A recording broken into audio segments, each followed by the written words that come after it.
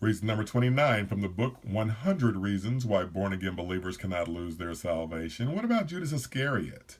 Wasn't he saved? Apostle of Christ, like the rest? Yet he lost his salvation. Matthew 10:2 said, now the names of the 12 are these. First, Simeon, who was called Peter, or Simon, who was called Peter. Andrew, his brother. James, the son of Zebedee, and John, his brother. Philip and Bartholomew. Thomas and Matthew, the publican. James, the son of Alphaeus and Labanus, whose surname was Thaddeus. Simon the Canaanite, and Judas Iscariot, who betrayed him. Of all the arguments legalists pose about losing salvation, this is one of their weakest. In relation to his 12 disciples, Jesus declared in John 7:70, have not I chosen you 12, and one of you is a devil? He spake this of Judas Iscariot, the son of Simon, for he it was that should betray him, being one of the 12. Now I ask you, has a devil ever been granted eternal salvation? Have a devil ever been granted temporary salvation? Or salvation at all? No. So why do legalists think Judas was the first devil to be saved and then lost his salvation when he was the worst devil next to Satan himself? It's absurd. A psalmist prophesied of Jesus' prayers toward Judas' betrayer. He wrote in Psalms 41 and 109, yea, my own familiar friend in whom I trusted, which did eat of my bread, had lifted up his heel against me. But thou, O Lord, be merciful unto me and raise me up. Set thou a wicked man over him, and let Satan stand in his right hand, and when he shall be judged, let him be condemned. Let his prayer become sin. Let his days be few. Let another take his office. Let his children be fatherless and his wife a widow. Let his children be vagabond and beg. Let them seek their bread also out of their desolate places. Let the extortioner catch all that he has, and let the stranger spoil his labor. Let there be none to extend mercy unto him, neither let there be any to favor his fatherless children.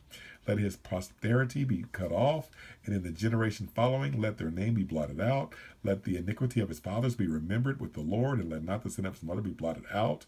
Let them be before the Lord continually, that he may cut off the memory of them from the earth. As he loved cursing, so let it come unto him. As he delighted not in blessing, so let it be far from him.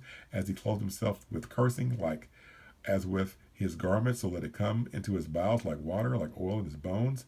Let this be the reward of mine adversaries. Jesus said the psalm spoke of him.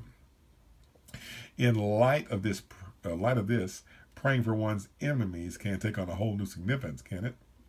Yet this was one of the prophesied prayers Jesus prayed for Judas and the wicked hands Judas betrayed him into. Some ask, how do you know this passage in Psalm is referring to Judas? Answer, because St. Peter cites it in reference to another apostle who would replace Judas after he committed suicide. Peter quoted in Acts 1:20, for it is written in the book of Psalms, let his habitation be desolate, and let no man dwell therein, and his bishopric or office let another take. Jesus states he knew Judas was a devil from the time he chose him as an apostle.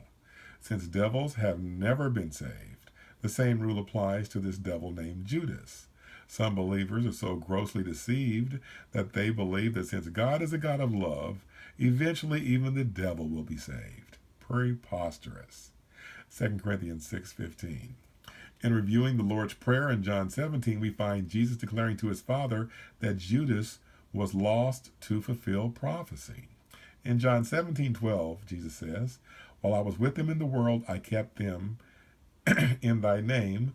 Those whom thou gavest me I have kept, and none of them is lost, but the son of perdition, or hell, that the scripture might be fulfilled.